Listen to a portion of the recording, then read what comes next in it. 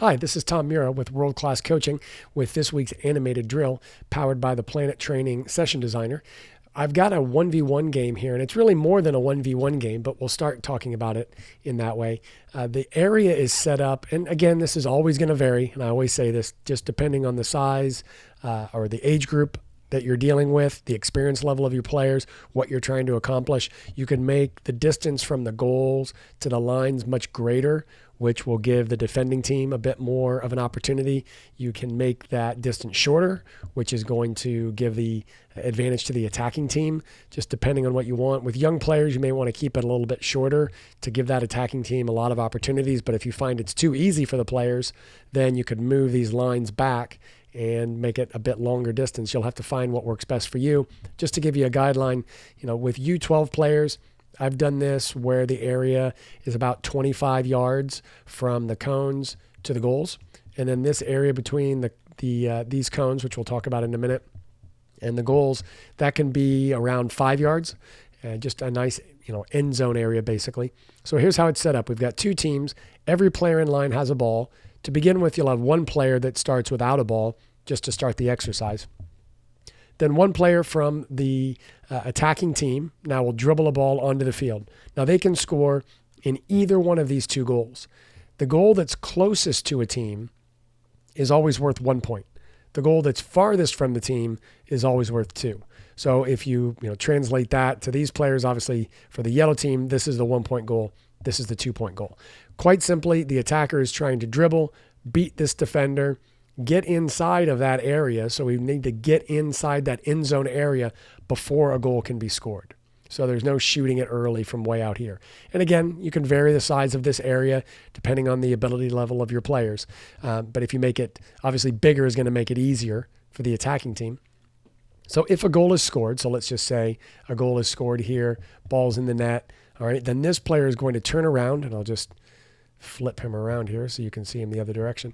So this player is now going to defend. This player is going to get the ball out of the goal and then take that ball back to their same line. So there's no switching lines in this activity. Then what we'd have is we'd have the next attacker in line here come out with their ball, and we'll just get this person here. So this attacker is going to come out, and they're going to have their ball, and they're going to attack in the same way that the other attacker did, trying to score in the 1 point goal or the 2 point goal. So real simple, fast-paced game. The great thing about this is as soon as a goal is scored here by this player, then the player on the other team can immediately dribble onto the field, immediately come on and try to score. If the goal was scored in that 2 point goal at the far end, it might be easy for this player to come in and attack this goal.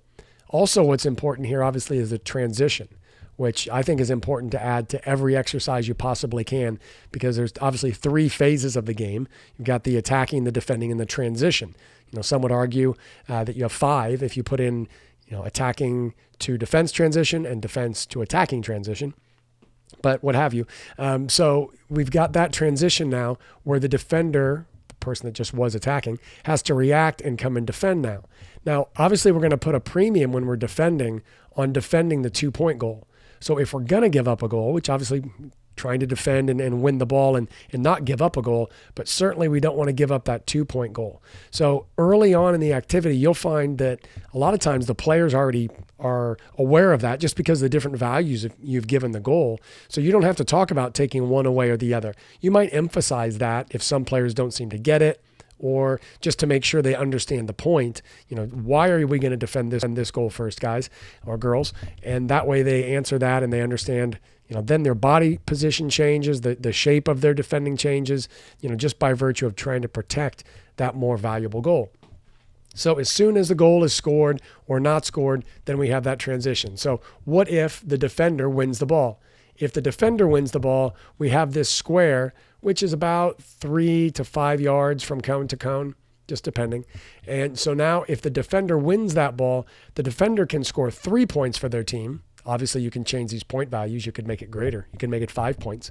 3 points, in my case, is what I do. If the player can win the ball, defender wins the ball, gets into this area, now that's 3 points for their team. Now, the important thing then is, as soon as that happens, now we switch this player around, and what do we have is we've got the next player coming on the field with their ball in order to attack and try to score again. So as soon as they give up the goal, and usually what will happen is this defender will chase in to try to win the ball. Now this attacker comes onto the field, and so this defender now has to react quickly in transition to get back onto defense, protecting, again, the 2-point goal, trying to block, if they can, the 1-point goal. So it's a huge just transition back and forth, a very, very fast-paced game, lots of energy, lots of enthusiasm, lots of scorekeeping for you, which is always a challenge. I challenge my teams to keep their own score. I tell them I can't count and coach at the same time, especially when you've got multiple values for each goal. Maybe you're better than that, better than me at that, and that's fantastic. Well done if you are. But for me, I try to have the teams keep track, and preferably out loud. And I'll tell them, look, you've got to keep track of it out loud so both teams always know what the score is. You know your score, they're counting out their score. So basically we've got a virtual scoreboard on the field knowing who's winning. And I think that's really important to keep the score because that increases the competitive value of it. It's kind of like playing poker without money. It might be fun to deal the cards, but there's really no excitement in it if there's nothing on the line. So, putting something on the line, in this case the score, makes it more exciting, makes it more game-like. And I think it translates better into the actual game because it gets the players playing at the speed at which they would play in the game because there's something on the line. So I think whenever you possibly can in practices, you should keep score.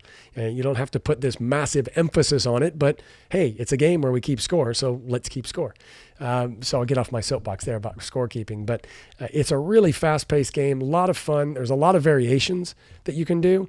You can actually say, what if this defender, and we'll just bring this defender back on the field that won the ball. So if this defender wins the ball, then instead of dribbling into this area, what we'll say is as soon as that defender wins the ball, then one of their teammates can get into that area.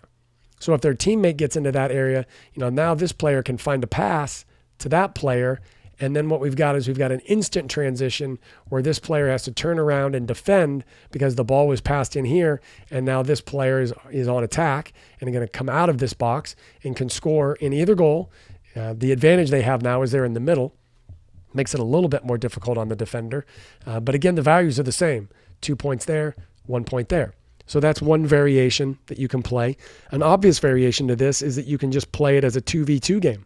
So you can do the exact same exercise and then just basically double your players here, create another line over here and another line over here, and then suddenly we're playing 2 versus 2. Now, obviously what you would probably do is you'd have, one line of the teams would have the soccer ball and one line wouldn't. We don't want to have players confused about who dribbles on and who doesn't. So now we've got the exact same game. We're just playing 2 versus 2 at each end. Still, you can do the same thing with this area. If the defenders, if there are 2 defenders on the field, and we'll just double those defenders, and we'll just double the attackers as well. And if one of the defenders wins the ball, then obviously they can work together to try to get the ball into this area. We'll just flip these 2 around at the same time here. Get them defending in the right way. So now these players can work together to defend and try to win the ball back. And then another player from their team slides into this area. So now effectively we've got a 3 versus 2 to get in behind the defense and try to score a goal in here. You can be as picky as you want with this goal. You can say, look, you can only score if the ball is dribbled between these 2 cones. So, maybe you would duplicate those cones and say, look, the only place that you can go is through the middle, and we'll just block the rest of these areas off. So that's the only gate to this area has got to be scored through the middle. Perhaps you don't care, and you can allow them to score from any direction, which is kind of the way I feel about it. I normally don't want them to score from the back of the area, but it's not something that happens a lot, so I don't really worry about it. So, we've got that fast-paced transition game going now from 1v1 with a transition, tons of transitions, from attack to defense, from defense to attack, and then when they win the ball, now they're transitioning again from defense to attack, and a player has to move to support. So there's a lot going on in this game. Again, the most important thing for me is it's very fast-paced and fun, so it engages the players. And there's tons of teaching opportunities talking about defensive stance and posture and priorities, talking about attacking with speed and creativity. So it's a great game. You should try it with your teams, no matter what age group. I can see doing this, with high school, college kids, and it's very effective, obviously, with the youngest players as well. Just keep the rules simple, and they'll enjoy it too. So give it a try and leave a comment in the section below and let us know how it goes. Thanks a lot.